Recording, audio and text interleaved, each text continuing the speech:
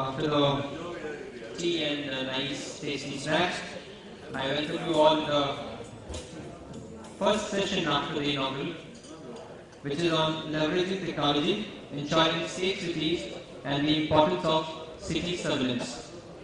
And as a name suggests, there will be discussions surrounded by policing and the status of IT and in the policing sector in India. Representatives from government, police forces, and industry will be participating in this session.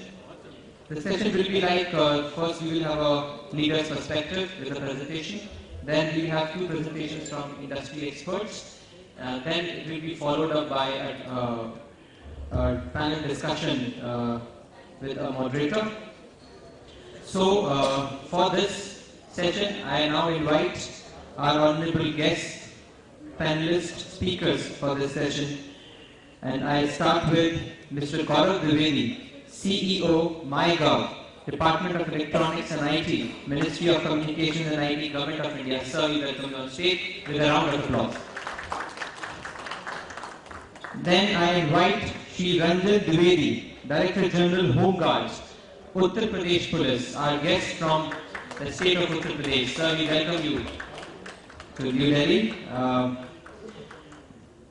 Then I invite Mr. Sanjay Sahai, Additional Director General, Karnataka Police, a very dynamic officer down south from Karnataka. Sir, we welcome you on stage. Mr. H.K. Lohia, Inspector General, Jammu and Kashmir Police. Sir, we invite you on stage, representing a very important state of India, Jammu and Kashmir. Then not last, I invite Mr. Brijesh Singh, Special Inspector General, Criminal Investigation Department, Maharashtra Police. Sir, you are invited. He also authored a book, Quantum Siege, published by Penguin Books, and I hope he will refer his book in his address. And I also invite two experts from industry. Firstly, I would like to invite Mr. Sajan Paul, Director of Systems Engineering, India and SAP, Juniper Networks. Please invite him on stage, welcome him on stage with a round of applause. And then I invite Mr. Sunil Sharma, Vice President, Sales and Operations, India and SAP, Cyberhome. Sir, we welcome you. Please welcome him with a round of applause. There is no chair. I request my team to bring one more chair quickly on stage, please. So, we are very sorry for this.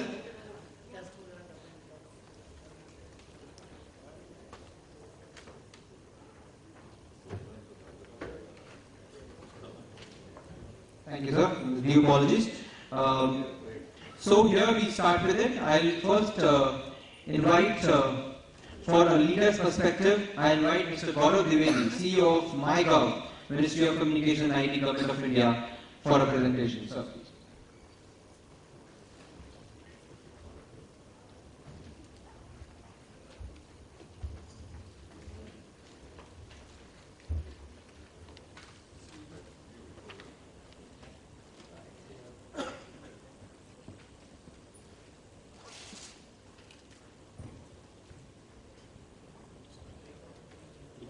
Ladies and gentlemen, it's my proud privilege to be here today among all of you, and especially the honored dignitaries on the stage. It feels a little bit, should I say, embarrassing or also motivating to commence this discussion in the presence of people who actually trained me. Ranjan sir was a faculty member while I was in the academy as a young trainee. And today I'm here to make a very brief presentation and to inform you about the activities that we are doing within MyGov, which is an initiative, a very recent initiative of the Government of India, and probably trying to explore as to how MyGov can also play a role in the cybersecurity sphere. Now, I'll take just about maybe 5 to 7 minutes to make a very brief presentation, giving you an overview of MyGov. But before we do that, how many of you have seen MyGov yet? Okay. Not too bad, but could be better, yes. MyGov is an initiative of the Government of India launched on 26th of July last year by the Honorable Prime Minister. And in a sense, it's a paradigm change in how the government seeks to engage with citizens and with various stakeholders in governance. As you may be aware that about 3 years back, in 2012, the Government of India had issued a couple of guidelines, the Citizen Engagement Framework as well as the Social Media Guidelines. And subsequent to that, many government organizations across the country, including the central government as well as the state government, have been leveraging social media for various purposes. And in fact, some of the police organizations, including right here, the Delhi Police, have been using Facebook and other social media platforms very, very effectively to deal with issues of general security, citizen security, traffic management, and so on and so forth. But there is still a very, very long way to go. The Digital India initiative of the Government of India has, of course, many different components about which the Secretary Deti would have possibly spoken earlier this morning. And MyGov forms part of that bouquet of various initiatives with the specific intention of involving citizens directly both in the design as well as the implementation of public policy. In terms of numbers, we've just started, we're just about 7 months old, and we have about slightly over 8 lakh users, adding about 4 users every minute, who come to the MyGov platform looking for information about what the government is doing and how they can participate in this process of governance. We have 28 different groups, including a group which is piloted by the Ministry of Home Affairs, which currently has some discussions going on the issues of disaster management and other related issues. There are 300 or more tasks and discussions that MyGov has performed over the last 7 months, with about 1 lakh submissions being made against the tasks in terms of creative ideas, as well as over about 4.5 lakh comments which have been made against specific discussion topics. The features that MyGov offers today include discussions, as I just mentioned, creative activities, but also open forum discussions on larger issues which are not restrained or restricted to a particular ministry or a particular department, as well as the inputs which the Prime Minister uses for his monthly radio address called Man Ki Baat. For those who would be following the PMO on Twitter, for instance, or other media, would have seen that yesterday we started inviting suggestions from the citizens in terms of what the PM should speak about to the farmers specifically, addressing the farmers specifically in the next episode of Man Ki Baat, scheduled for later this month. The MyGov version 2 has been launched recently, and in addition to the discussions and the creative tasks that we do perform, there are also other means and other mechanisms of public engagement that have been introduced here. These include the blogs, and in fact this morning we published a blog on how various citizen submissions and ideas were used in framing the railway budget as well as the union budget which were presented to the Parliament recently. We've also introduced a feature of a poll where governments and government organizations can host polls on various issues and obtain direct feedback in terms of the public support for various activities. Now, how does all of it tie up with what we are here to discuss today? The first is, of course, MyGov's own requirements in terms of cybersecurity. We are dealing with over 8 lakh users, 8 lakh citizens, mostly Indians, but also about 4 to 5% of these 8 lakh people are logging in from outside of India. So it's a platform which in a way reflects what the citizens of India are thinking, and for the same reason it is also vulnerable to cybersecurity threats. Now MyGov is a crowdsourcing platform. MyGov is a platform which seeks to leverage your knowledge for serving the citizens. And therefore the first offer that I make here as part of this discussion today is that I would like to meet almost each one of you individually to get thoughts, get ideas as to how we can ensure that MyGov remains cyber secure in every way. Now, it's a huge platform, it's visible across the world, and with the PM regularly talking about it, I'm sure there are also lots of people who are licking the chops in anticipation of trying to break into MyGov. So therefore, the first idea, the first thought that I have here is to use your knowledge, and through you, the knowledge of your organizations as well as your other colleagues, to tell us how MyGov's own security can be improved, can be made better. But more importantly, MyGov recently has also launched an initiative to propagate and promulgate internet safety practices. As you're aware that the second week of February is celebrated worldwide as Internet Safety Day and Internet Safety Week. And we had some discussions conducted over MyGov, specifically targeting two constituencies. The first being children and young adults, because children and young adults are possibly the biggest users of internet today, and both over the traditional devices as well as over portable devices, handheld devices and all. So therefore, with the increasing use, they are also very, very vulnerable to different kinds of security threats. And that's one discussion that we conducted over MyGov in February, and we are trying to come out with simple guidelines, simple thoughts about maybe 10 to 15 practices which, if implemented and understood by children and young adults, can keep them secure over the internet. And the second constituency that we propose to address is government officials. I recall that some years back I was working in one of the districts in Chhattisgarh, and we had some e-governance initiatives launched there.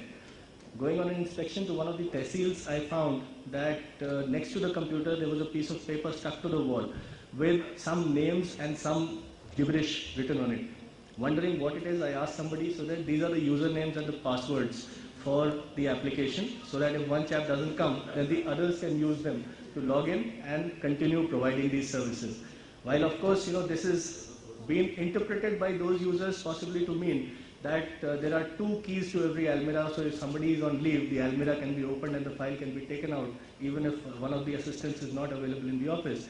But for a internet-based system, for an e-governance perspective, it could actually be very, very dangerous. I don't need to explain to this audience as to how dangerous it could possibly be.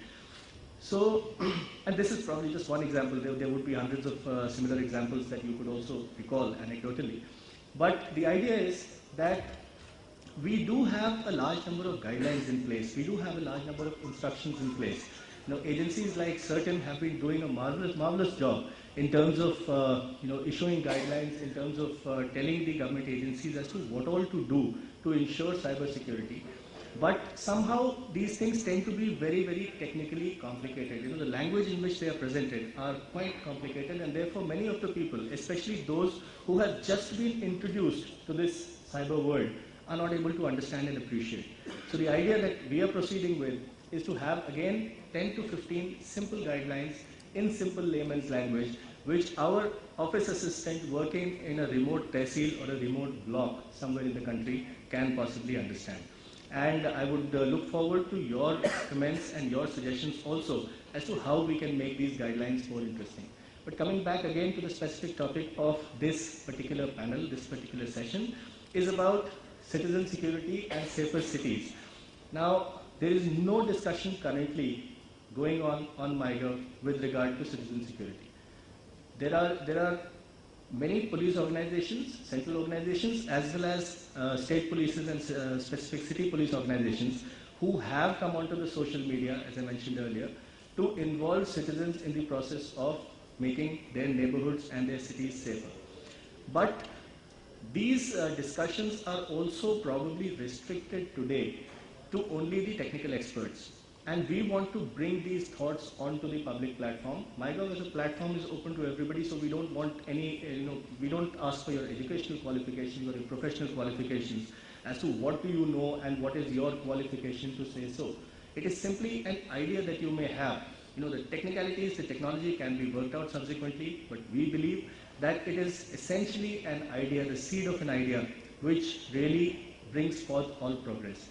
So the cyber security of the security of the MyGov system itself, and probably a much more engaging and a publicly conducted discussion on the issue of safer cities These are two things that MyGov is willing to offer this audience today, and I look forward to hearing from you and to interacting with you separately. Thank you very much.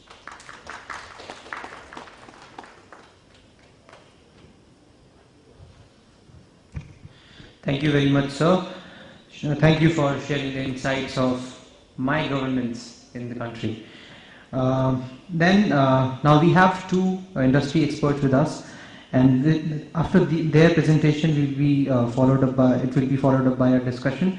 There also speakers have their PPTs, but that discussion will be moderated by Mr. Sanjay Sahai, who is the Additional Director General of Karnataka Police. So, to continue this session, I'll invite as an industry expert Mr. Sajan Paul, Director of Systems Engineering, India and SAARC, Juniper Networks. Please.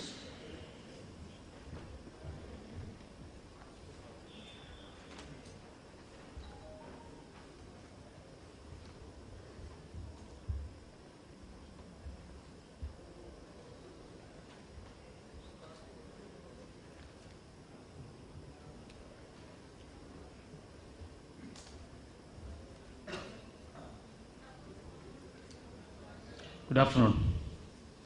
So my name is Sajan Paul. I am from Juniper Networks. So maybe next 15 minutes I'll just go over a few of the areas that we thought it's important when we come to building smart cities and services which are offered to citizens. We're very pleased to be part of Secure IT event. I think we're a very respected audience on the dais and off the dais, and I'm extremely happy to be here to present some of the solutions here. But of course, Juniper Networks, I think some of you may have heard of Juniper Networks. We play a very important role in the telecom industry in India and across the globe. We play a very important role in building large-scale data center infrastructure. Of course, we don't have time to go over all of those details, but we play a very important role in the national security. In terms of, if you look at the mobile operators, we play a very role in the mobile security domain. So that is just in a nutshell who we are in Juniper. So I titled this session as Enabling Smart Cities. Of course, Juniper is not a holistic player that you can all the solutions with them, but I think I'm just focusing on few areas. Three things I'll go over. One is smart connectivity, the other one is the smart security, and the third piece is the smart cloud, because the cloud is kind of is a very important piece of resource in which you actually have mining the data and provide actionable intelligence on the ground. So what we are seeing in business transformation, we are seeing the number of mobile devices are going very high. We are seeing the cloud adoption has gone up. We have seen social and big data. I think all of this have roles in government installations and smart cities, because I know a lot of the time we can do away with a lot of other gadgets, but not mobile. Mobile become very important piece of our part and parcel of our life. And of course, cloud is what enabling mobile. It's not just mobile alone. Mobile has existed for quite long years. But the moment smartphones started hitting the ground, and the smartphone is enabled only because there is an efficient cloud behind it and there is an application infrastructure behind it. I think a lot of the infrastructures that build for public utility will eventually get, like the sir mentioned about the MyGov. I assume that will also have a mobile personality for that application. And several other states, I know in Karnataka, we have a number of mobile applications, which are citizen applications, which are ported to mobile devices, which is very convenient that we see here. So this is the overall, and the other element is that when we build infrastructure for smart cities, we have to do a very detailed planning, because we have seen in our telecom infrastructure that the number of devices added, the number of connections, of course, we have around 700 to 800 million mobile phones. And a lot of us know that the network is strained today. There's not enough coverage and connectivity, fundamentally because the growth has outperformed the amount of additional network resources that they put in. So we need to also look at some of these elements, that the kind of users which will actually come onto this network. This is again another very important piece, very subtle one. if you see the picture here, this is a city in Eastern Europe. The dubious distinction of this city is that it's got 120,000 people, and everybody is a hacker. So it's kind of hacker capital. I think there was an article run by New York Times and things like that of recent times. So this is the bad actor there. We can have all kinds of applications and services, and sometimes we may see that it's a paperless transaction, but even denying a service to a particular service, to a citizen service, has become, it could be very detrimental. So we must look at the security piece as well. Again, there are several other utility services. So we come from a network background, so I don't have to emphasize that it has to be an always on network, because if the network were to crumble, then of course, whatever investment you have done in the application, surveillance infrastructure, etc., if you don't have the information passed on to the right entity on time and processed it, and actionable intelligence being delivered to the end side, it seldom comes of use. So I think that's very important that we have this thing, and the due importance is given there. So I'll just quickly jump into these three elements. One is smart connectivity, utilities, transportation, and manufacturing. Probably three of the key areas. There could be healthcare, there could be education, and other things which are coming as part of the smart cities. So a whole lot of parameters are written there. I'm not going to go through each one of them, but there are a lot of key traits in that connectivity. Some of them are mobile connectivity. That means you don't have really wired access there. Some of them have high speed requirements. For example, if you have a surveillance camera which is fairly decent resolution, it may send a lot of traffic out. And do you have capability to connect back? That means the speed and feed is extremely important there. And the third piece is security.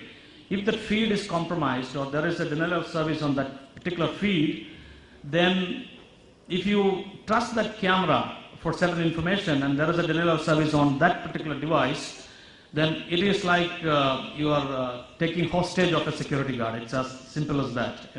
If you treat that as your key information gathering. So that kind of due diligence has to be done when we deploy this.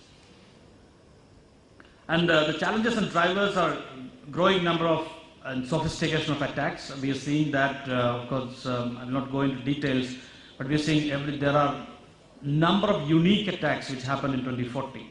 And we have seen the exploits of the attacks, and I don't have to explain that.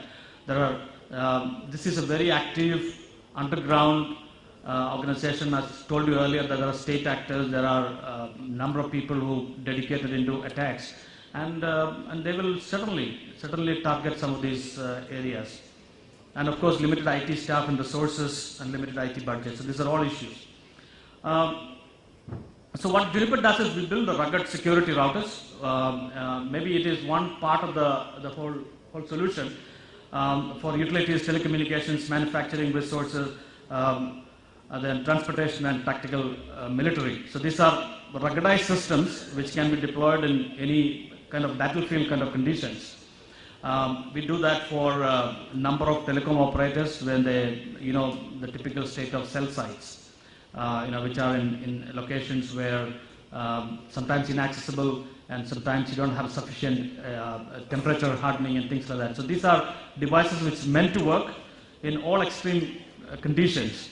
At the same time, typically what people do is that when you have such extreme personality of a device, you will try to reduce the feature set. You need to remove certain features so that the processing is less and things like that.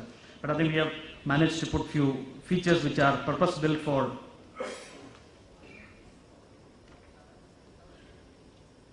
So this is out of power, the computer. So these devices are purpose built for deploying it in areas where, for example, you need to have a surveillance aggregation need to be done. I'm good without laptop also. So this is the personality. So if you look at a typical router,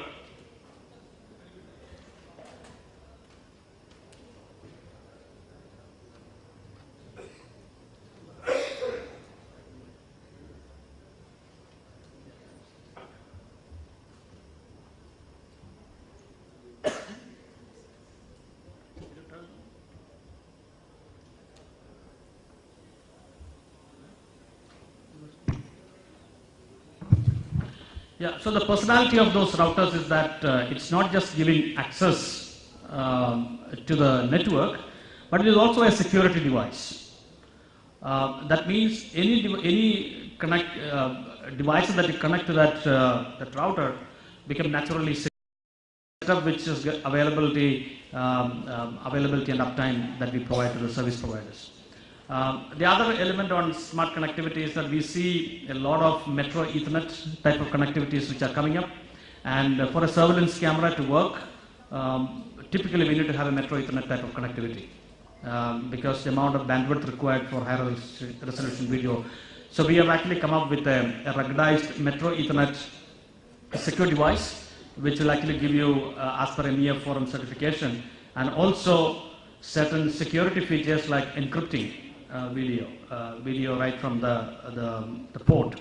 So which is again a purpose-built device which can also come in handy. So that is kind of a smart connectivity point of view. There are several other products will come in. Coming to smart security, that's a very important feature. So the problem that we face in the security industry is that a few issues. One is that the IP address based reputation is vintage. A lot of the time, as security resources or security experts, we tend to define, if you look at a firewall policy, a lot of them are based on IP address reputation. I mean, a certain IP address has certain reputation value or certain charm value, and hence you allow, some of them you don't allow. But that IP address keeps changing. With things like Tor and things like VPNs, you can actually masquerade any traffic outside that IP address, right? So what it allows is smart security. What I mean is that can we get over the issue of IP address-based reputation? And the other key area that we get over is the signature-based validation, because signature is for an event which has already happened in the past. Signature is not for something which is new going to happen. So you need to have a lot of heuristics type of information. And the third piece is, how do I do active sharing of intelligence? I think my honorable guest, they will know that the importance of sharing information, actionable intelligence across multiple enforcement points, so that you can actually enforce security. Even in a physical domain, we see that. Right? Unless the intelligence is shared, we can't really take action. So we are actually working on something called Spotlight.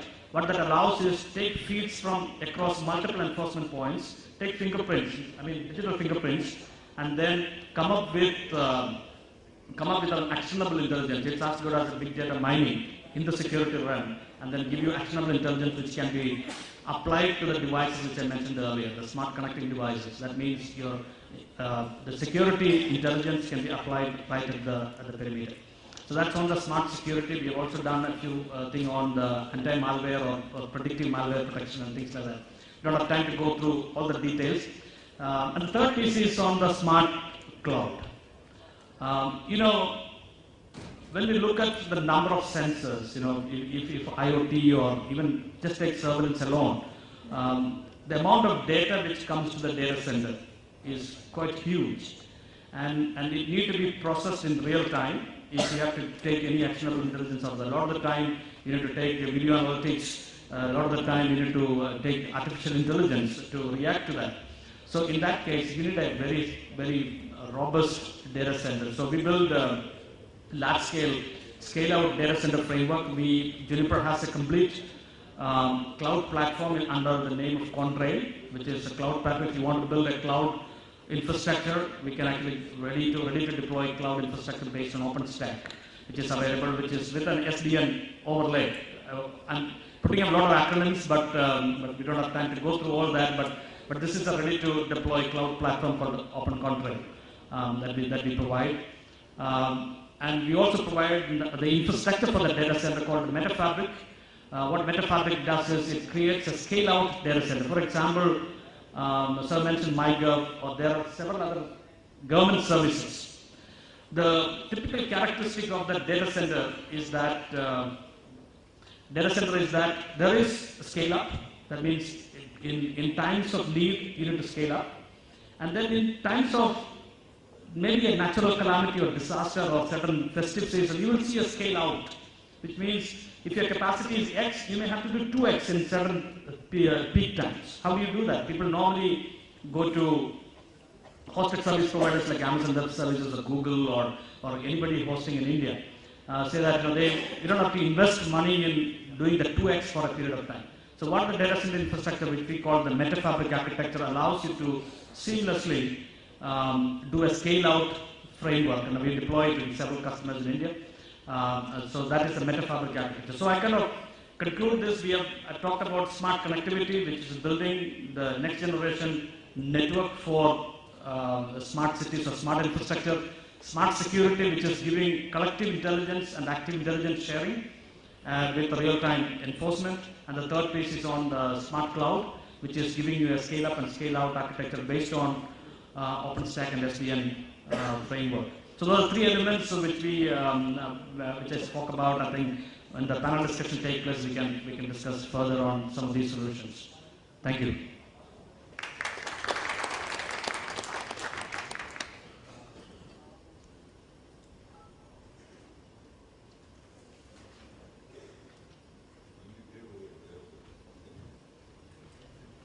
Thank you very much, sir.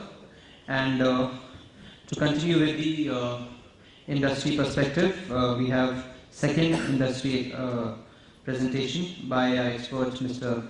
Sunil Sharma, who is Vice President, Sales and Operations, India and SAARC, Cyberome. His presentation will be IT security in government space. Thank you very much for giving us this wonderful opportunity on speaking, like people are speaking about smart cities.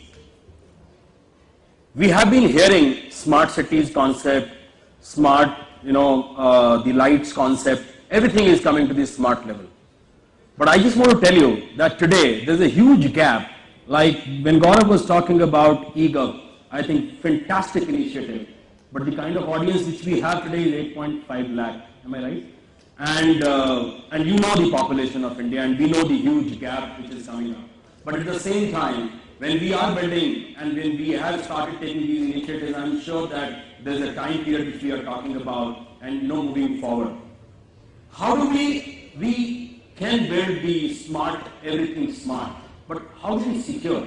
And I have seen so many big bungalows, but when it comes to security, physical security till now, everything, you have built a spacious bungalow, but when you talk about security, oh God, we just miss that around. So I'm going to speak on the subject information security. Can I go for the next slide? Okay. The picture, when I just did government office in India, frankly speaking, please pardon me, there is no intent of mine, showing the photographs which are going to come after this slide. But I just wanted to request people or our government, that they need to ask Google to change this. Because when you do this in Google, you know what it comes. This is the picture, which you get when you Google it. The point is, as of today, the offices of government are far more sophisticated. Fantastic infrastructure has come in. And I am here to speak about the security point on that. So this was just to grab your attention, my dear friend. But this is another one. Very recently, Indian Oil Ministry, the case which has happened. Both the physical security and USB drive, they were used to take out absolutely precious data out of the office.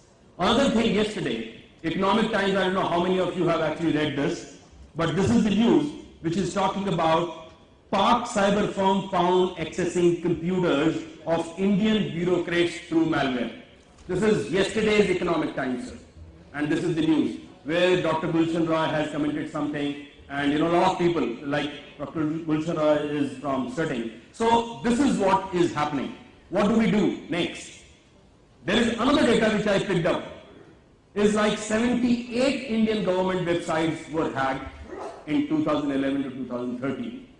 And CERTIN has been operational since 2004. They have also come out with a national security, cyber security policy in 2013. At the same time, 16,000 incidents of spam happened during the same time, and there is definitely an initiative which government is taking for, they have set up something like National Cyber Coordination Center of 1,000 crore needs to be invested in that. So there are initiatives, there are things happening, but as somebody, Ram Sevak Sharma, I think in the morning, he said, although there is nothing called security which is permanent, we will keep moving, they will keep moving. Cybercrime is going to move, and the way, security organizations like us are definitely, we have to be proactive in our approach. So what is exactly an IT manager or a CIO from a government organization perspective, government department perspective is facing as of today? One, everybody comes and say that, are you looking for a content filter, something like that? Yes. I am looking for one. Okay, are you looking for anti-spyware? Yes, I am looking for that one also. Are you looking for intrusions happening, so you are looking for an IPS? Yes, I am looking for that. So there are so many solutions for so many problems. Is there somebody who's talking about one answer to all of these problems so that he can consolidate network security? Second one is so many multiple vendors and then multiple approach in terms of support and dealing with them. And obviously, as of today, you buy something, is it okay and proven to be taking care of the next year and the next year? I think these are some of the fundamental challenges which IT management is facing today in government organizations. Another one is my budget is limited. Obviously, budget has been given in the beginning of the year by keeping that. But security is so dynamic, and every day you are facing one or the other challenge. So how do I take care in the budget which is being given to me? Am I able to get not only secure my systems, not only secure my premise, but at the same time I need to have a logging reporting which I can showcase and I can provide as an evidence to the people. Another one is in terms of I have headquarters, I have branches. How do I take care of headquarters and branches put together? One, at the headquarters I have a server by which I can enforce security policies to all the branches across the country. Maybe 200, 250, whatever branches which you have. So that's another one where we are talking about managing security for branch and the remote offices. And obviously, in terms of compliance, if you look at, which is one of the major concerns which is coming up, the regulatory compliance is coming up, and the protection from all kind of attacks which are today the new ones which are happening. And every day the lakhs and lakhs of malwares are coming up. And on last but not the least, which is very, very important, is how do I train and educate my users? Very important and essential for any kind of security to be there in your premise. I think we as a company offer some part of it, I would say that, and as of today, this company, we are already empaneled with NIPSI and NIC and are offering such kind of services in 15 locations. Just in India I am talking about, although we are present in 125 countries, but in India, this company has come out of India. We were born in India. Network security company, first of the company who is part of Gartner's quadrant, a product company come out of India, and I am very proud to be part of Indian as an Indian company. And this company, as of today, has given solutions to more than 1,000 plus government departments with the help of NIPSI and NIC. And I think all customers who are sitting here, if they are willing to move forward, I think we are there to serve them. And in terms of innovations, how many companies will have on the product I am talking about, and security, the patents are going to be there. So I think we are one of the companies who have 2 patents who have got it on layer 8 identity security and GUI perspective. On web appliance, everything is coming on the same. You need not to buy something extra. I think that's something which we talk about return on investment. As a company, support is the most important part, and which I look at ISO 20000 certification is what we have. We have 600 plus people working out of Ahmedabad as a research and development facility and providing support to our customers and users. And these are some of the certifications. As a company, I would say that we are today present in 125 countries. We are one of the first company to be part of, for the last 5 years, part of Gartner's Magic Quadrant, and obviously a lot of certifications and awards which have been coming, EL4+, which talks about what kind of quality of product which we are offering, and recognitions which we have got, whether Data Security Council of India or SC Magazine or IDC, everywhere, we have been offered like that. Thank you very much for giving me this opportunity to talk about my solutions. Thanks a lot. Thank you.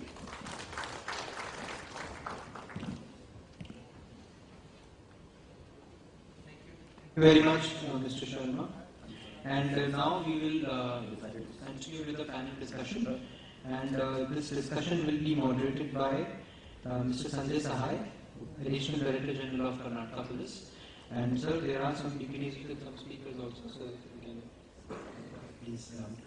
So with your permission, I hand over this session to Mr. Sahai.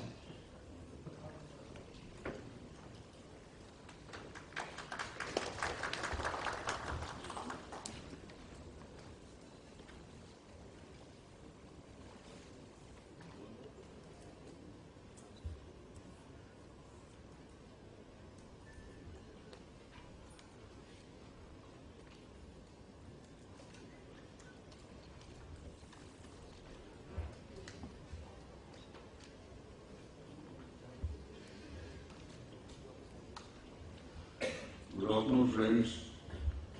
Before getting into the topic as such, and having heard a lot about being smart, I think recently I read a book by Eric Schmidt which talks about the smart executive. So he's at the base of anything more fanciful, workable, which will finally deliver results, either in the Indian scenario or anywhere else. With regards to cyber security, the scenario is not as simple, as plain, as imaginative, as dreamy, as it is being made out to be. The US President was forced to come on a press conference with some senior executive of FireEye after the Sony breach. We have been keeping passwords next to our computers and offices and things of that nature. But the Sony, which was hacked earlier twice, had their complete list of passwords.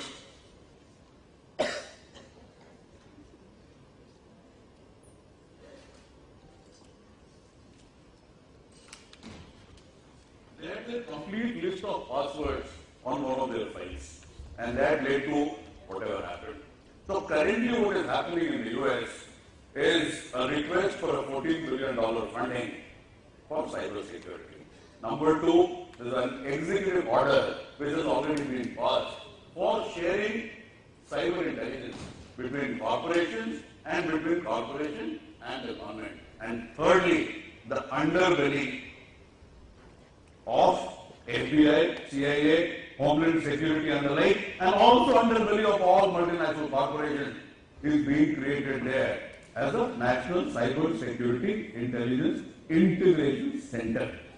So all efforts of all these agencies is being brought down to some base which will provide things which we expect, which we want. Nonetheless, the topic of the day is leveraging technology, ensuring necessities. We will come back to the topic. It takes a bit of an effort to come back to the topic. Nonetheless, we will.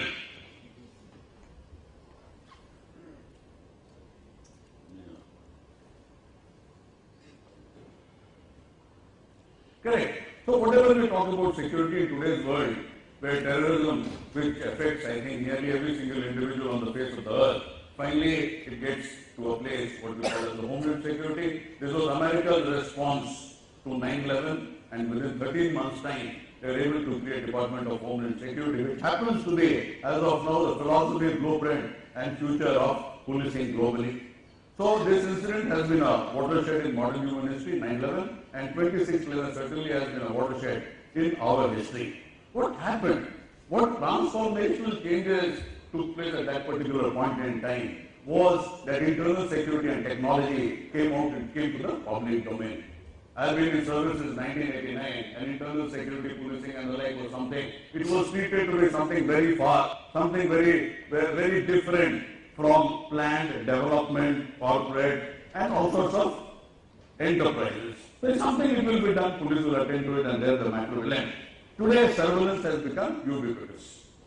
Completely intrusive, effort at providing all the time. It's completely intrusive. Whether you like it or you don't like it, it's completely intrusive. 75% of the internet traffic is ripped open by state actors in the US, another 25% in UK. We have been talking about IPS, ideas and things of that nature. You can give it a thought. And the way Anonymous has been treating this whole world, I think there is a lot to be done, lot to be planned, and there's lots to be done to make ourselves secure. This whole concept came in the year 2005 when our then Prime Minister Dr. Manmohan Singh came up with the idea of cities being the growth centers. And so they have to be treated on a totally different plane, in a totally different manner, in a completely integrated, multi-dimensional manner, because any attack on them hits the sovereignty of the nation and the economic well-being of the nation. What I talk about is a technological framework for safe and secure cities. I've been talking about this framework for the last couple of years. There have been no divergent opinions and all of us are on the same. Nonetheless, it's not gone ahead. So the first point or the first technological platform is the Command and Control Center. We call it the C4I. Computer, communication, command and control. Now computing will also come with that.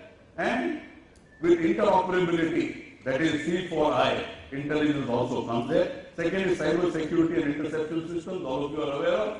And there are lots of actors, lots of players, lots of complexities which happen in cyber security and the interception system. It's a world on its own.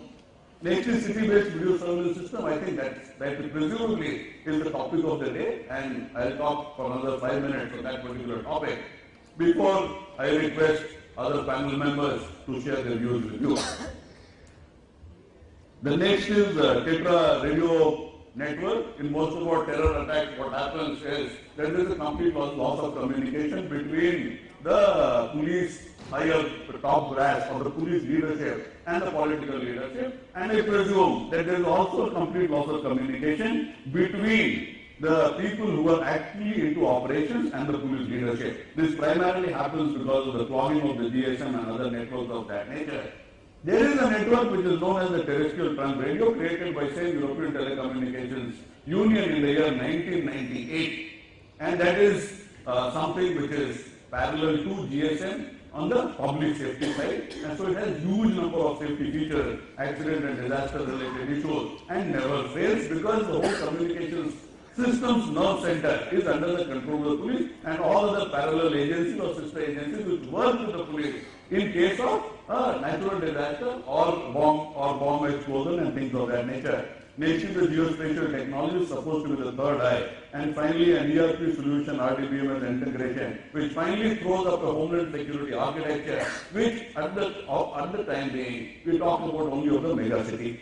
So city-based video surveillance system, it is a requirement-based delivery system for Indian conditions. We have been talking about cameras, we have been talking about networks, we have been talking about lots of things. Nonetheless, the reality today is that we don't have a functional city-based video surveillance system in any city with inbuilt video narratives, which is proven over time and which can connect to the requirement, the functionality, the output, and the life cycle of what a video surveillance system should look like, should feel like, should work like, and of which the 125 crore population of this country can be confident of. It is something totally different or way ahead of CCTV networks. Is the Stone Age and 21st century sort of a gap which it has, and has no meaning without individual analytics. To start with, we have to start somewhere. And if we have to start somewhere, my own understanding, my own formula, my own suggestion, my own thought process is that of the prevalent CCTV networks in your malls, on your transportation hubs, in your institutions, in your places of worship, and things of that nature. Say, for example, in Bangalore, ISKCON, IISc, all sorts of malls, Bangalore International Airport. I think if that can be connected on a Sarkari fiber optic network and with a video command center, and the interface based on access and privileges which is decided upon or which is agreed upon, I think that will be a very great beginning. Otherwise, we'll have to wait for some 15, 20, $30 billion to be invested, and it cannot happen for the simple reason we still don't have the capability to create something of that magnitude. It has to evolve. It will not happen as a single scope system. Correct. So safe cities. Now video footages. All of us know that the video footages are most potent data with regards to prevention, detection, incident support, analysis, improvement, scalability, and the like. So this is where the capability of a video footage stands in the whole gamut, in our whole scheme of things to counter terrorism. And this video footage will come out of what? It will come out of your city-based video surveillance. It will come out of your camera. It will come out of your image quality. Face recognition and license plate registration has not happened to date. People have been giving certificates. We have heard of lots of certificates. People have been giving certificates, but certificates it is not being transformed into reality of the results which we look for. Somebody talks about the CMM5 company. I said, how does your CMM5 company in a specific scenario of CCTNS project translate into every single activity which you are doing and every single human resource which you have deployed at my site? And every single result which you are showing to me, I cannot see CMM5 from beginning to end. There is no CMM5. You have a certificate nonetheless. Correct. So it has a proven dialogue called inbuilt video analytics integrated system, deterrent and a must. So the functional pyramid is surveillance equipment, network connectivity, data center, command center, and collaborative monitoring. I will not take much of your time because there are other panel members to follow. So the relative cost which we don't think of, and we presume that the cameras are a great equipment and on its own it would deliver the dream which we imagine of, and all of us will be secure one fine day. Okay, dreams remain dreams. Nonetheless, we generally love to follow dreams. Data center. Now, you see the total component the data center takes. Correct. Relative operating cost. I think any software created, 26% of the cost of the creation of the software goes in its annual maintenance. And the biggest job which even an IT company does is to maintain its IT infrastructure. Nothing else. Because if the IT infrastructure is not intact, what IT services will they develop?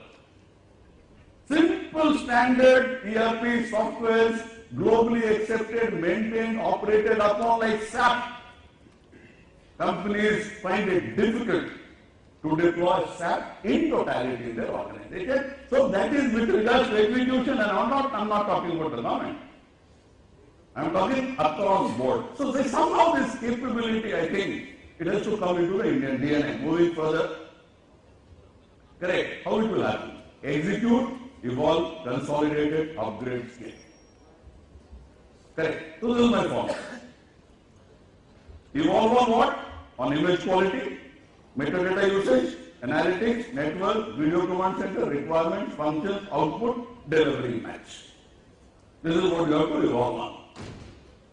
You say it is an evolutionary process. Scalability has to be inbuilt. This has to be that. How? Which? What are the standards? So video analytics is the roadmap of video surveillance. If we intend to have video surveillance and if we feel that this has a capability of creating something like a documentary, I started from Karnataka Bhavan in the morning and say I go missing after this session. Can Delhi police give a documentary from where I started and where I ended and where I disappeared? Like those 3 girls who disappeared from somewhere in UK, and till the last point they are able to give you how they moved. Even the lady who was murdered in Australia. Right? Have we seen such footages in this country? Are we not a part of a global integrated village network technology? Correct. So Indian field issues will be the only critical component. There will be no other critical component. No certification, no this thing. If we will have Indian standards, we will have homegrown stuff, and that will get integrated. We are not getting into embedded technologies. We don't want, it should not happen that the video footage is not available to us and it is available to the US. That would be the saddest day. That would be the saddest day. Correct. So what we need for is counter-terrorism, motion detection, face recognition, license plate recognition. These are the main issues. And we have tried our level best. I also head the Electronic Systems Validation Committee for Karnataka Government. And we have tried again and again and again. We have the certificate. We have the ideal experimental laboratory environment. Then you get results 30%. I bought a car. So they said 16 kilometers an hour. Then diesel also, okay, diesel will be kitna sasta ho jayega. So finally what happens, 2 years down the line, then they say, first 5,000 kilometers, you will give only 13. Today also that buddy car is giving 12.5 or 13. And it is a marvel of German engineering. Okay, nonetheless, investigation, law and order, we have given you what details we require of. Creation of video analytics software based on Indian Homeland Security requirement, Indian field issues, so that will only work. traffic, crowd management, forensics. I'm working on a project with the Institute of Science for video analytics for Homeland Security with Professor Nara Ali, one of the leading scientists in the country, and we want to coordinate with IIM Bombay and like-minded people to create something which is homegrown. It will take time, nonetheless, it has to start. What are the issues?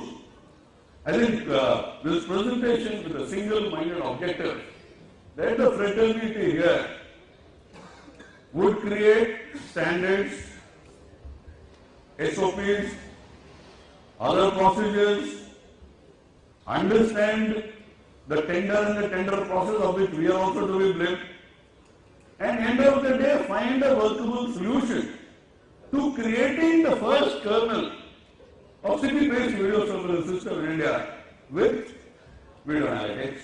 Issues are understanding technology, purpose, functionality, standards, requirement gathering, costing, tender documentation, clarity of the purpose, proof of concept, technical evaluation, work order conditions, contract management we don't have in this country as far as government to vendors are concerned. I don't know how contracts are running. Project execution, a nightmare, long-term PPP, maintenance, upgrade and scalability, integration, licenses, human resources, and R&D in this country itself. We can get servers from some multinational company and put it in India. But I think with that, R&D also has to be in this country itself. The dream is integrated city-based video surveillance national network. It will be at the DCP level, the division level in a city, getting integrated at the city level, and finally it gets integrated into an integrated city-based video surveillance national network. This will be a network which will run parallel to other 5-6 networks like the command and control center, like cyber security and interception system. Finally, all these networks getting integrated into national homeland security resource base and incident support system. Thank you. Over to the panel.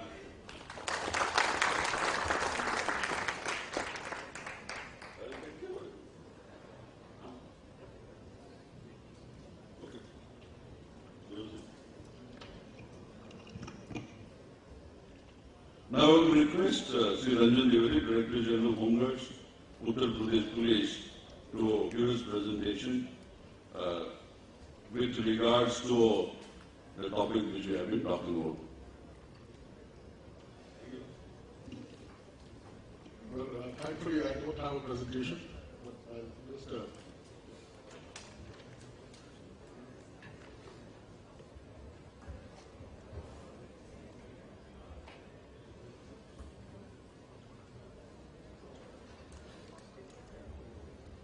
I just raise some issues which are, I think, a lot more fundamental than the time which you raised, which is absolutely relevant, and but I think we have to really dig a little deeper. Because after all, technology is basically an enabler. That we all understand that, and you can only leverage technology to do something better and more efficiently that you're already doing. Now, in the case of industry where you have closed systems, you can manage in an isolated space to create whatever system you want, and it could be located culturally elsewhere. But when you come to public systems, the public systems are rooted in the view where you are with lakhs of people, the open systems, they're extremely political systems. So there's a limit to which we change things. And then if you see in this context, then you understand that if you really want to do something big in technology, if you want to leverage technology in a big way, it would really not be possible unless it is done in an overall context of reform and in an overall context of keeping a view that what we're catering to something that can be handled or that involves and engages the billions of people that we have in the country. Meaning that if you look at things and you create systems which engage just 5-10% of the people, then really we keep missing the bus every time. And this is precisely what's actually happening when you come to security systems. No, Sanjay, when I was talking before in the tea break, that we have had successful projects for crime, criminal tracking, and so on. And successively, they have not really delivered. The last one also, it's been going on for 7 years. And a project after 7 years which does not deliver very much to you, if it's just taking inputs and data, then really we haven't reached very far. And there is nothing the people engaged in find themselves. And in the meantime, what you find is that the whole world has moved forward. Most of our governmental systems were designed keeping personal computers in mind. And now we find that actually what delivers really is mobile computing. It's easier to engage people in mobile computing. What is taking the world over is mobile computing. Now, I was reading this the other day, that the number of smartphones today is globally is about 4 times the number of computers. In India, the number of mobiles is 30 times the number of computers. And we are still struggling and designing systems keeping in mind our basic PCs in a language which 90% of the people don't understand. I mean, that's a huge issue. That's a huge issue. Language is a huge issue, and it's quite surprising that my card just has my interests, and if one of my interests is Indian computing. And when they made this little label for me, I don't know why they picked it up, but I think it's really critical. I represent the government, but my organization here is shown as Indian computing. And I'm really grateful to the guy who's doing it. Because I think that's really, really important, really, really key. Most computer systems designed for the common people do not take off. Why? Because if it's really English-centric. And this is a huge failure on the part of the government of India. The government has not pushed the market size to force these software companies to deliver these basic softwares, operating systems or application softwares in our Indian languages.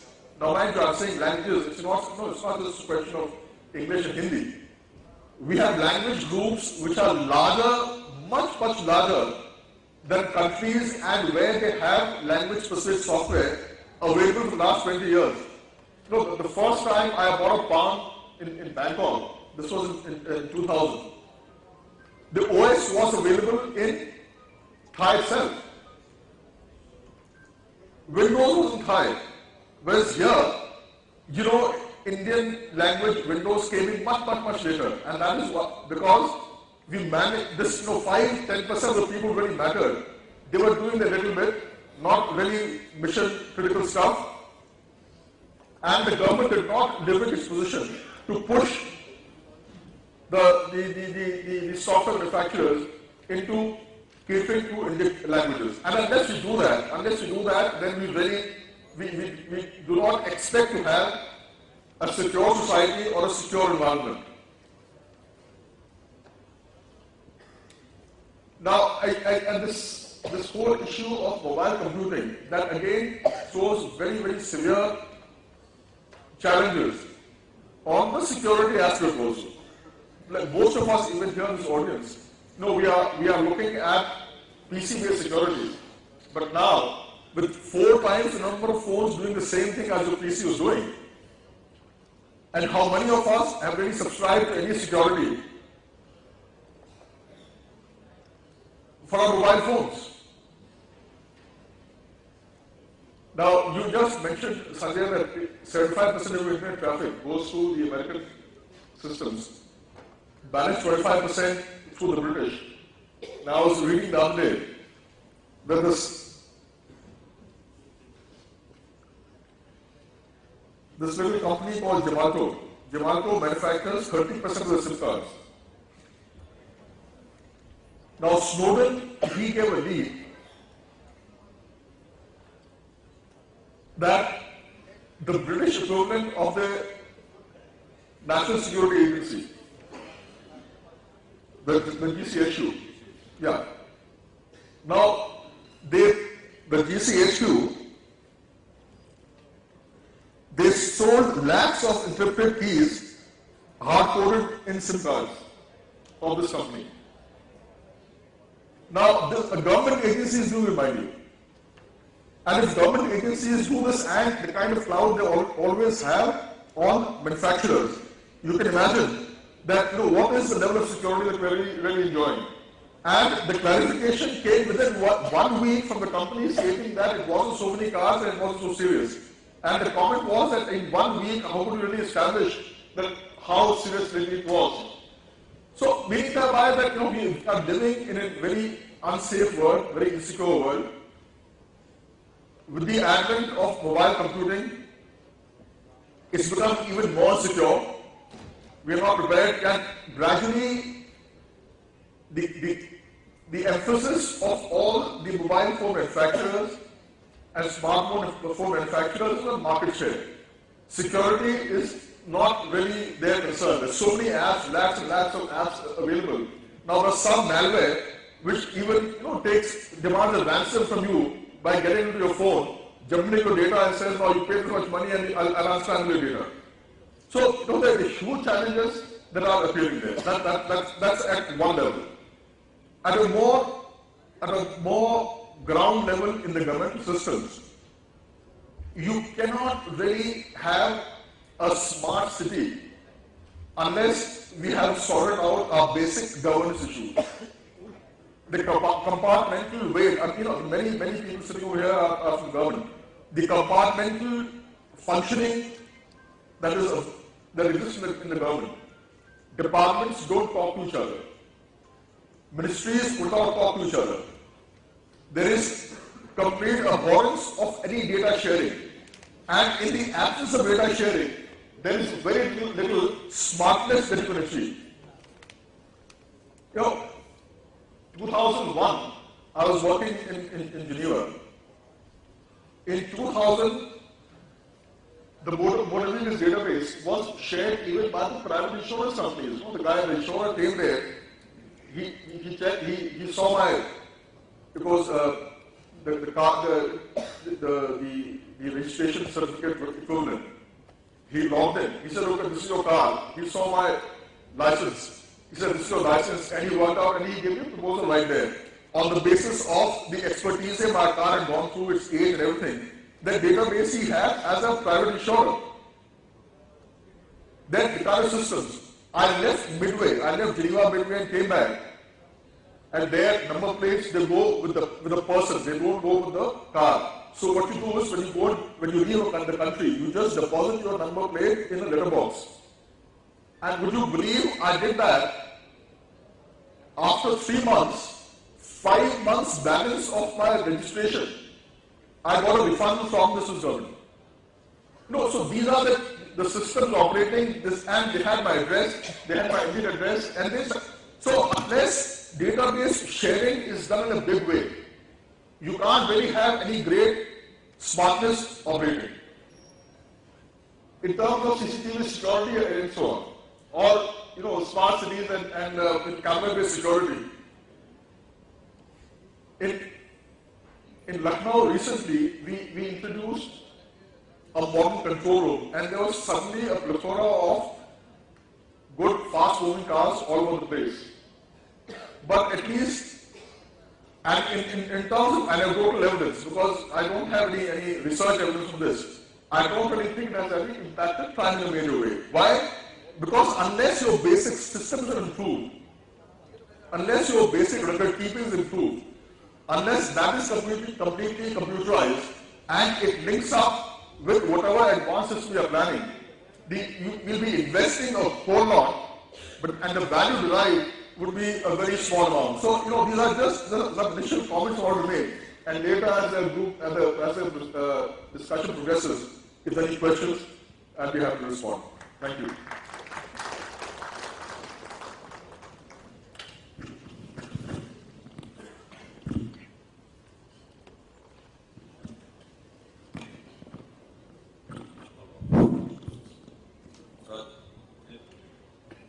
Thank you, sir, for your perspective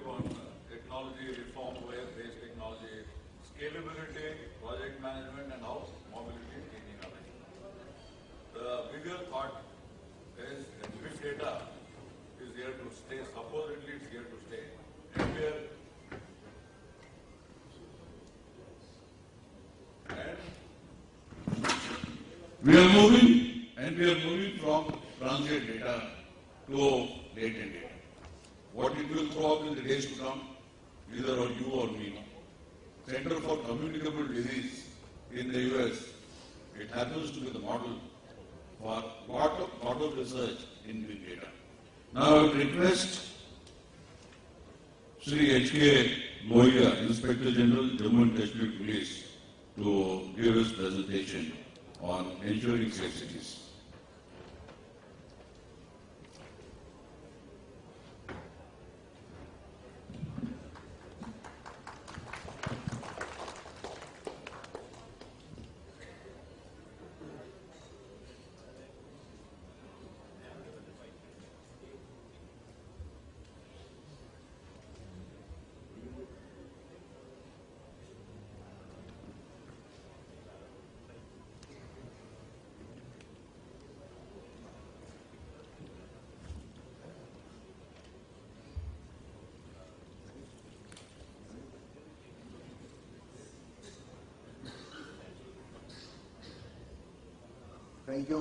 Thank you very much. Some very prominent speakers, very knowledgeable speakers have spoken before me, and that has made my job easier, because I think more has been said. But nonetheless, we'll speak on few things which are very mundane and very basic. It may not be very much technologically heavy, but nonetheless very important. This is one of the definitions which I like the most. There is no well-defined boundary between honesty and dishonesty. The frontiers of one blend with the outside limits of the other. One who attempts to tread this dangerous ground, maybe sometimes in one domain and sometimes in the other. And this becomes more relevant because information technology has thrown up geniuses. Some geniuses have decided to be on the side of the law, and some geniuses have decided to be on the other side of the law. And that is why both this set of people are throwing challenges to each other. Unfortunately, as it seems as of now, the other side are posing more challenges than the people who can actually provide solutions. And why this is happening is not very difficult to understand. Because when you design a system, it has to be 100% proof. Because you have to be 100 times lucky. Whereas a criminal has to be just once lucky. And his crime pays off. So the old adage of crime will have to pay, this way or that way. Now, in a country like India, if you think of a situation that we are not only the largest consumer base probably in the world, we are also the largest software making population in the entire world. Any software that is designed anywhere in the world, there would be an Indian footprint on it. Now what is happening is, we are not manufacturing hardwares. In spite of using, I think, close to 50 crores of mobile handsets, we don't have a name to recount it. We don't have a name as far as the router is concerned, a very simple instrument. So I would just request the people of industry especially and the government that it is high time that we manufacture some of these products or the basic products, the hardware in our country. That probably would be truly Make in India campaign.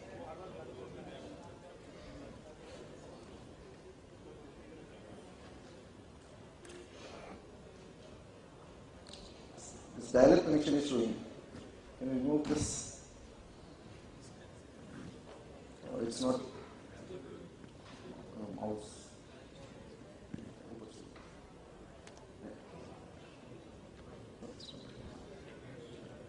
Thank you.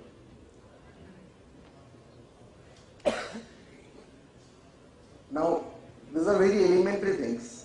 The objectives of safe and smart city. Now again, we come to the basics thing. Till the time we are driven by the agenda of sailing, we will not be having a smart city or a safe city.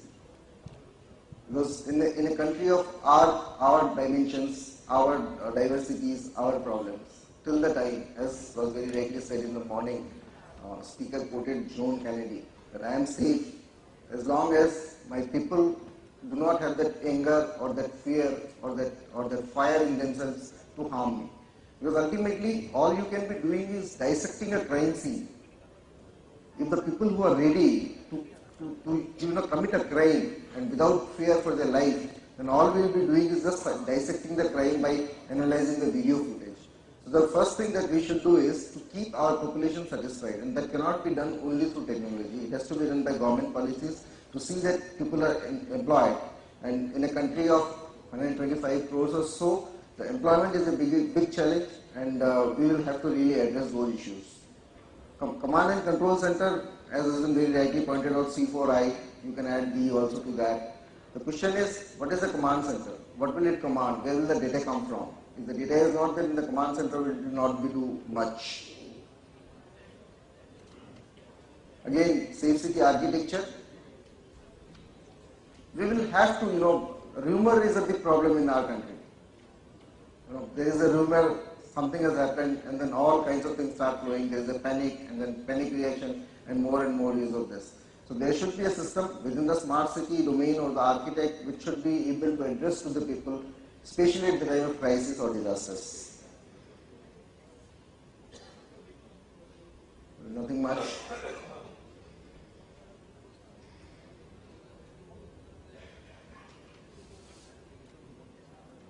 I think all these have been spoken about, so I did not kind of press these points again. Challenges also, the cyber security, because till the time the geniuses, the ethical hacker, as we call them, everybody hires them to find out the loopholes or plug the problems in the area. So the problem in the cyber world is physically a man can be anywhere, and he can be doing harm to your system sitting from a far off place, because he is on the information highway. But you cannot catch him physically because of the international problems or the international disputes. So those issues also will have to be worked out, and fortunately the government is already doing a lot in designing a law which is which will provide solution to those kind of problems. Traffic management in Bangalore, of course, it has been done, and they have a very good system in place, but most of it is done through public-private partnership and not through government tendering process. Similarly, the city of Surat, as you know, they have the best CCTV system, but again, the main point of contention is the video surveillance. You are having data, a lot of data, but who is going to analyze that? Who is going to see the data? And do you have that much of time? So the video surveillance system has to be inbuilt into that. This is again public-private partnership that I am talking about.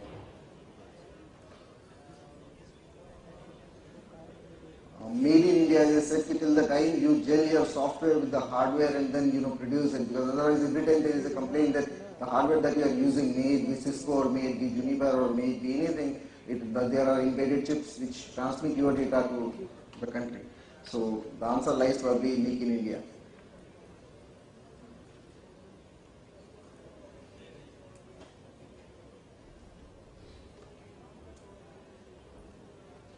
This common approach of stakeholders.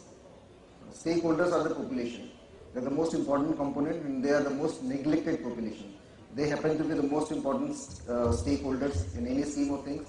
Until the time you consider them and their requirements, I don't think that you will be able to achieve the concept of smart or safe city. Thank you so much for your patience. Thank you, Mr. Govindra. So, Make in India is the flavor of the day as battle of attrition continues, and is the hacker who leads the show. So that is where we stand. Now I request Mr. Brijesh Singh, Special Inspector General of Police, CID Maharashtra Police, to give his presentation.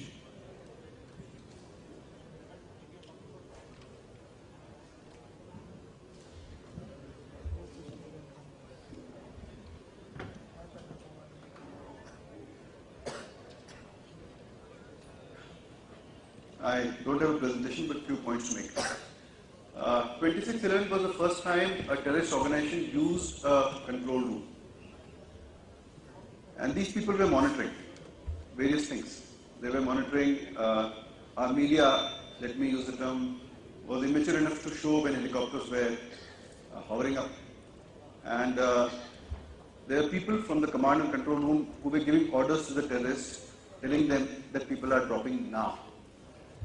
Similarly, they had a full-fledged control room in the sense that if you have access to total log of voice calls between the terrorist command center and the terrorists of 2611 has been put on the net. You see, they ask a person there. He says, I've got this person. He says, I'm a teacher. He says, ask his name. They asked his name. And then they said, no. This guy, they immediately researched him, found out his Facebook profile. He was CEO of an Indian company. He says, shoot him. He's not a teacher. So what is happening is that the terrorists are using simple technology. While we as government systems, we want to create large Godzillas. We want to create a citywide surveillance, right? Somehow, citywide surveillance requires such a lot of money, and it's a race against time. If you look at the assassination of a chap called Al-Mabou in Bustan Al-Rotana in Dubai, there were 13 people of Mossad who landed from different points. They disguised themselves, murdered this man in full surveillance, and went back. So you have video footage, you have everything, you have all the trails, you can't do anything. So large systems can be, defeated by very small hacks. Now, when the Obama care system collapsed, then Obama sent a special jet to Silicon Valley to get people to repair this. Because the way a government procurement works or the way the government develops these large systems is probably not suited to the performance we are looking for. If you look at the procurement of government systems, if you want, let's say, a citywide surveillance system, you would have, the lowest, if you want to tender it, you would choose the lowest. And how do you determine quality with the lowest bidder? You cannot have quality with the lowest bidder. I was talking to somebody, I said, you can get a coder for 60,000 rupees a month, you can get a coder for 60 lakh rupees a month also, and there's a difference in quality of the product. Now, if you look at how the US government has reacted to this, it has started using off-the-shelf open source products. I don't understand why don't we use Linux in India. We are still using, expensive proprietary products. The whole of the world, for big data, world is shifting to Hadoop. They are simple open source free products. For data mining, people are using open source products. But we want to somehow procure at the lowest cost, use Godzillas. I don't know how they'll function. I'm saying this with having experience of, I was handling Mumbai city traffic. I have run a city surveillance project for 3 years. I know how it operates. Right now I head something called CCTNS for Maharashtra. I also know how that operates. So there are simple solutions, but somehow we are complicating it by having these regimes of procurement which are not suitable to functionality. Secondly,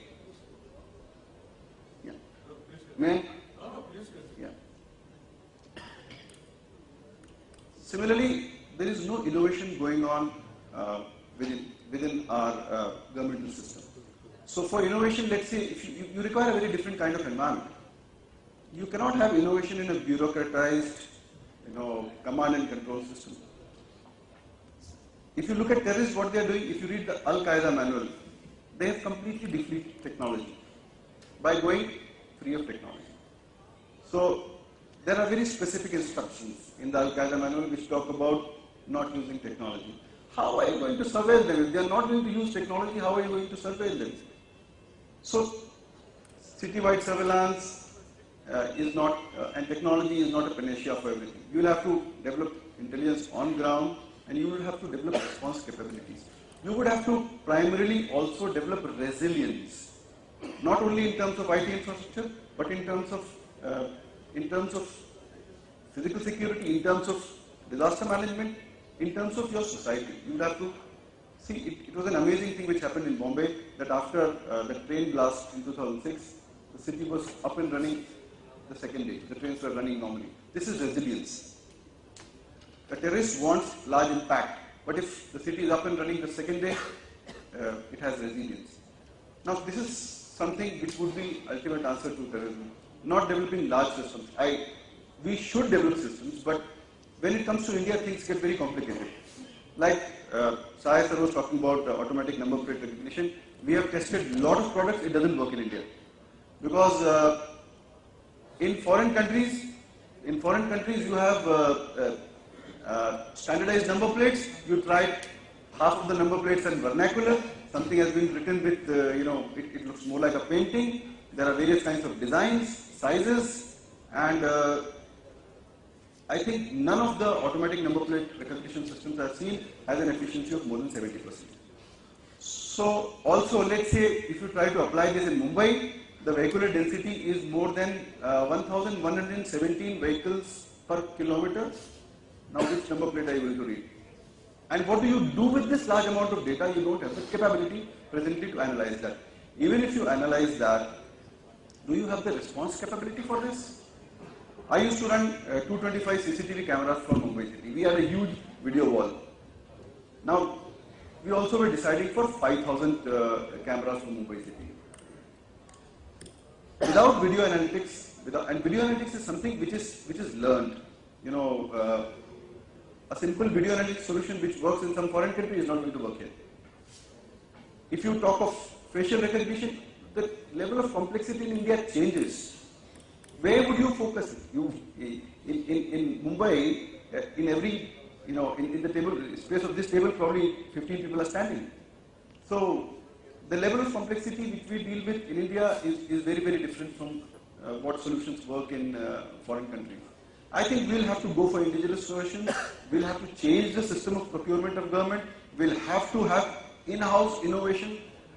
As Sir has also said that we need to have our own hardware.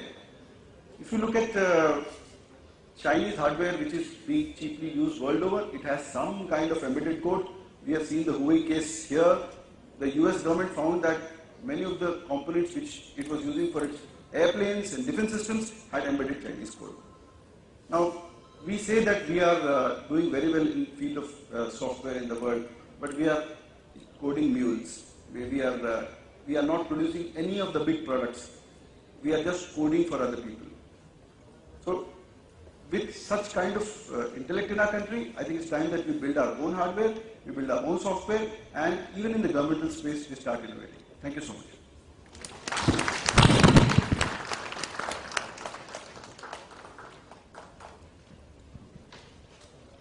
Thank you, Brijesh, for your technical insights into the Bombay 2611, the traffic initiatives taken there, and also on the hardware, software, actual real white paper which you have thrown open in this forum. So I think this panel has broadly covered most of the aspects reasonably well. It's for you to decide as to how far and how well we have been able to communicate and engage ourselves with the audience here. Now I throw open the session for question and answers, and I think we'll try to conclude the session by 1:30 p.m. That's the instructions we get from the managers here, organizers, managers here. So we can start with the Q&A.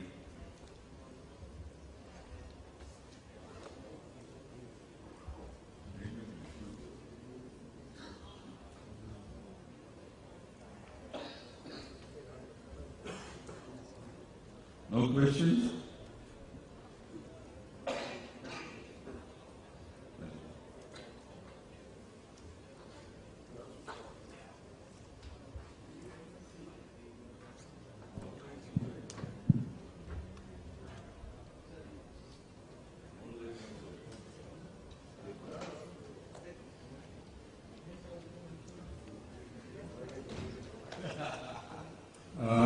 To work with any surveillance system, I think we need awareness among the masses. For example, one of the panelists was talking about the Bombay traffic. Suppose a person buy a car at a particular residence, over a period of 3 years or 4 years changes another residence, do he or she inform the concerned authorities for that? If any accident, if any challan or anything happens, not on the spot, but other way around as happens in Delhi and other cities also, then how to track that person. So the awareness has to be there. The base for any surveillance to be succeed, I think the basics has to be there, kind of awareness among the public, unless the public and the interface between the public and the surveillance system is there, no surveillance system is going to, any of the panelists can respond. Thank you. Sir, I think you're perfectly right, and I don't think we would like to further enlighten on this. And it's also said, Yata Raja Tatha Praja. So what you demand out of us will certainly you will get. And as long as security or government services remain the domain of the government and the customers, they become a very passive stakeholders in this whole exercise. I think it does not augur well, either for the facilities the government provides, the health of the nation, democracy, security, and the like. I have a question. How do you trace stolen mobiles in Maharashtra, for example? Because our Delhi police is good for nothing.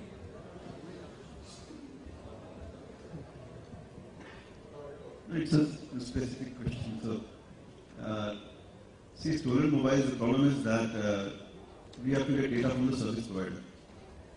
And I'm sorry to say that data doesn't come as soon as it should. Secondly, you have to prioritize your work. So thousands of mobiles are stolen every day. In fact, if I put the whole police force of Mumbai also for that, it would be difficult to get every mobile. Thirdly, if you really look at the state of our resources, do you know that we get around only 500 policemen, traffic policemen per shift to manage the whole traffic of Bombay? I don't know how to, get your stolen mobiles in thousands every day.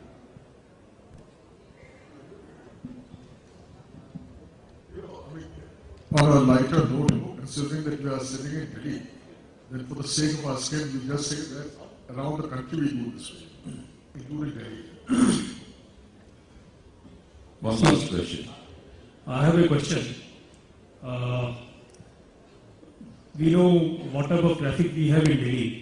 I hope all of you come from outside, you would have experienced it. Why don't we go for adaptive traffic control system which adapts itself to the amount of traffic which is flowing at a particular instant of time? A lot of panelists have talked about baselines.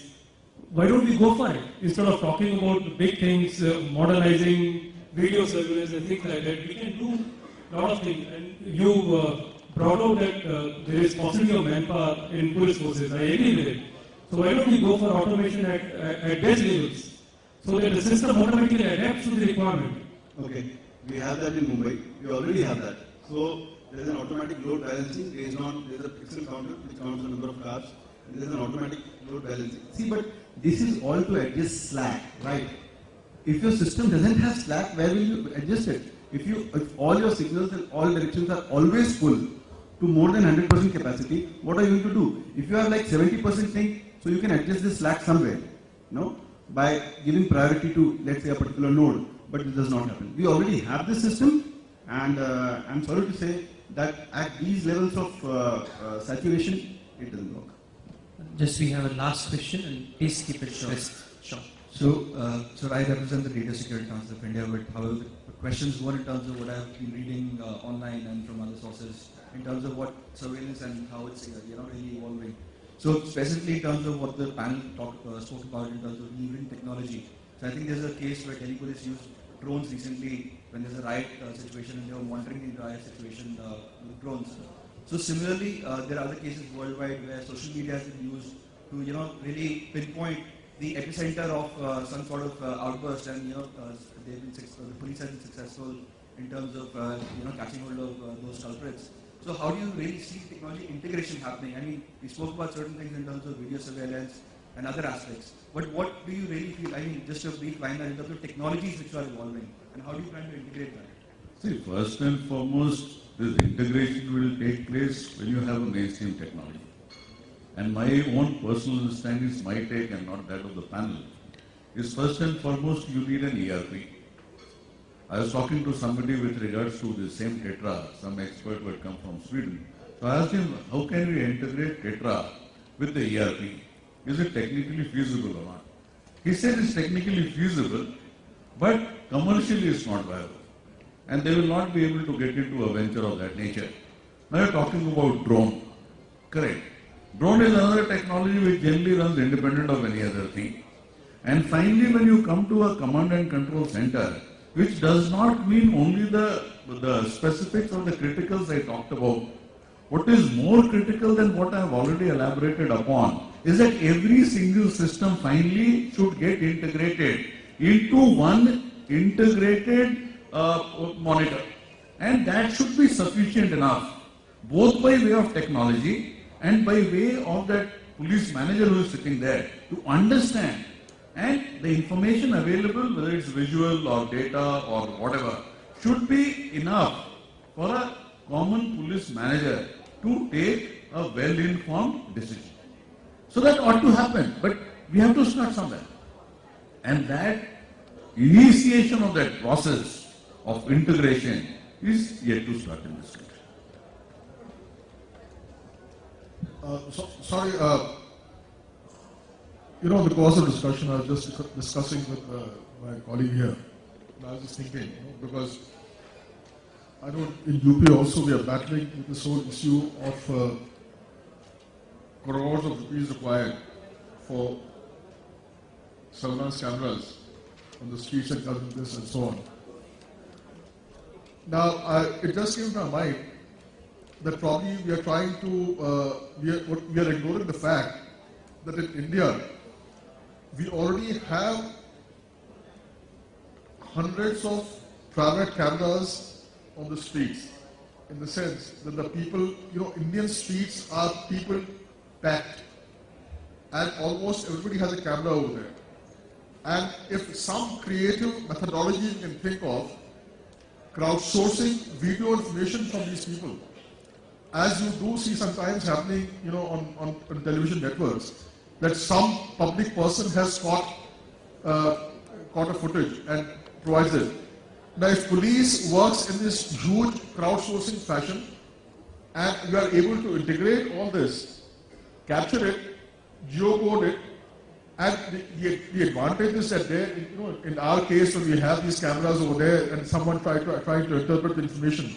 Now, here the person who sent the information will also tell you further verbal account of what the person saw and why he captured it. So I think some creativity probably is needed in working in this fashion. It is possible only in countries like India, which are very highly populated.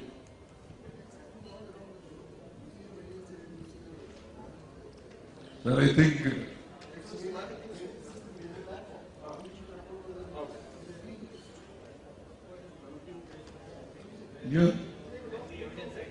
No, not a YouTube-based system, but a platform created by police or the government itself where we can crowdsource all these videos and work some analytics on it based on video analytics and... No, if you start victimizing the person, that will stop right then and there itself. We will not have to pass any orders to stop it. We need your support to bring this about. See, at the end of the day, this dialogue between people and the government on constructive, proactive issues, ending up in a workable documentation, I think the beginning of that ought to start. How it happens, when it happens, depends on the public pressure. So I personally feel that you people have been a great audience, and from our side we have tried our best to pitch in whatever experience, expertise and knowledge we carry.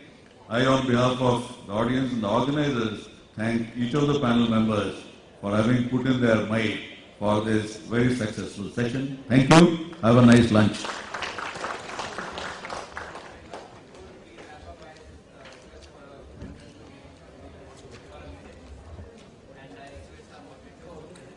To all our key panelists. To start with, Mr. Gaurav Dwivedi, CEO MyGov, Department of Electronics and IT, Government of India.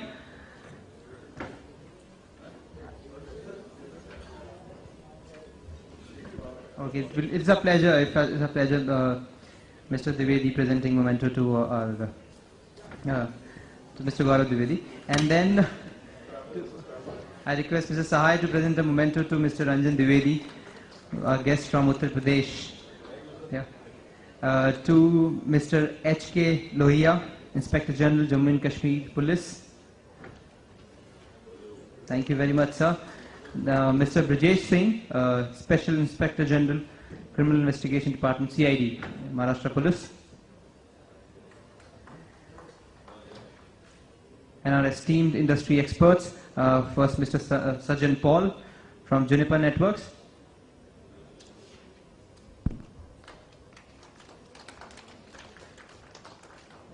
And do we have Mr. Sunil Sharma here?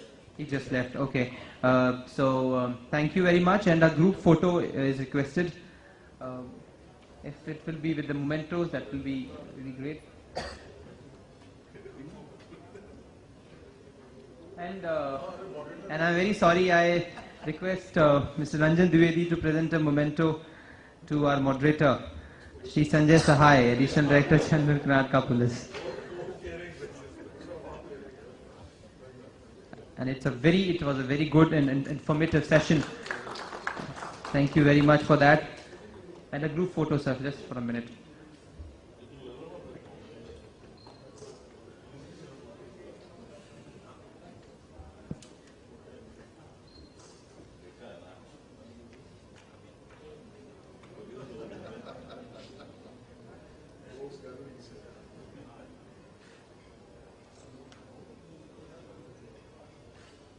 I'll request for a great round of applause for our panelists for this session.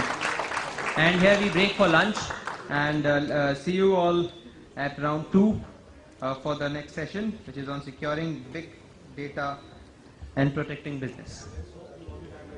And please try to be back by 2 so that we keep our sessions on time.